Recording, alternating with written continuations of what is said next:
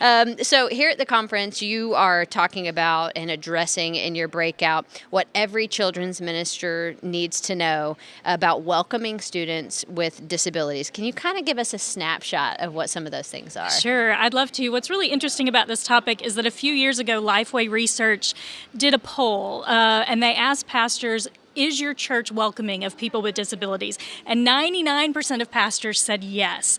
But because I'm a special needs mom, my community of other special needs moms were like, well, we know that not 99% of churches can handle our families if we come on a Sunday.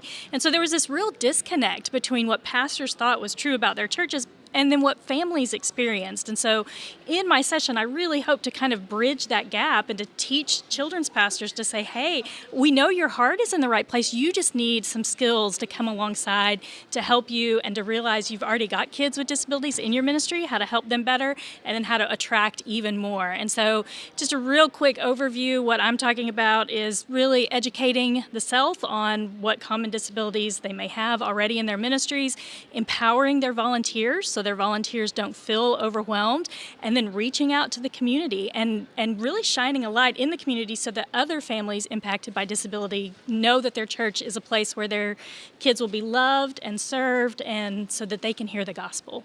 I love that. And, disabilities, they come in all shapes and sizes. And as ministry leaders, we can often kind of either put them in a box or assume that all children, all shapes and sizes, disabilities and abilities will be able to do what everybody else can do, right? And the truth is that disability or not, that's not accurate. And not just for kids, I might say. Yeah. I think sometimes that's a topic we leave out, is that disabilities are with adults too. We need to figure out some of those things as well. But we want to be effective in interacting with children in particular in the church, right?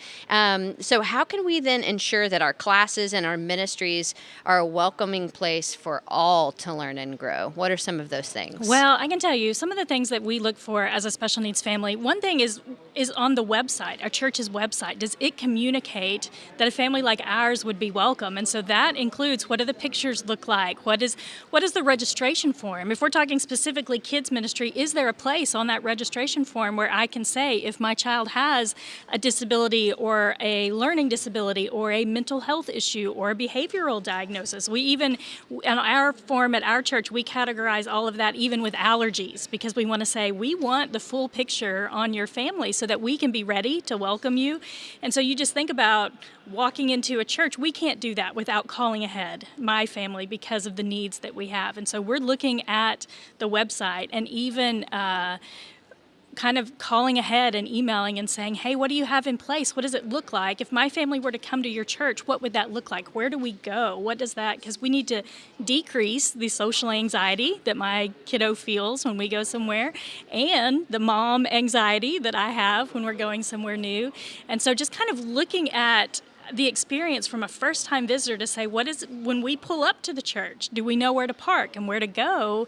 The website, all of that communicates even before you meet the family that I would be welcome at your church with my kid with me. So what kind of infrastructure should all ministries have in place?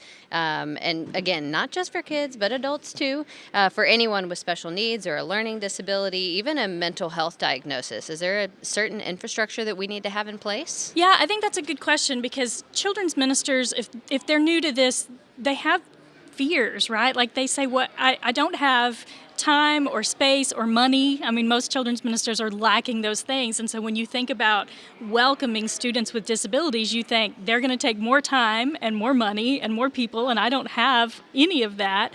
And so what I like to tell them is it's just a matter of communicating the gospel with each kiddo that walks in. You don't have to be prepared for every possible disability that exists or anything that does walk through your doors. You just have to be ready to welcome those who do.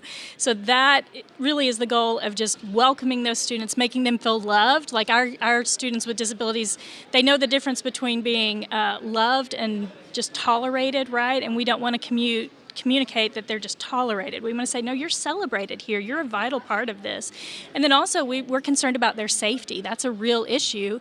And so most of our churches the insurance policies that cover all the other kids are going to cover our kids with disabilities too, and so you don't have to make any changes at that level. But you may want to review your safety protocols. You may want to say, hey, how many doors, if a kiddo is in the classroom and he's trying to get out, how many doors does he have to get through, or how many people does he have to run by? And then you can kind of reverse engineer that and say, okay, I need to warn all these people to say, if you see a kiddo running out toward the parking lot, you can act. And so some of that is just looking at it through a new lens, thinking about what a kid who struggles or is trying to communicate with his behavior, because maybe he can't communicate verbally. What would that look like in our church setting, and how can I solve the issues that I see? And of course, you can always ask parents. You can ask adults with disabilities what helps them feel most comfortable. They're always willing, because they want their child to feel comfortable in your setting, and so they'll give you lots of helpful advice to just make it successful for the ministry leaders and the family. I love the fact that you said that you want every child who's there to be able to hear the gospel. And that's the point of all of this, right? Yeah. We want them to be in a safe place where they can hear and understand the gospel the best.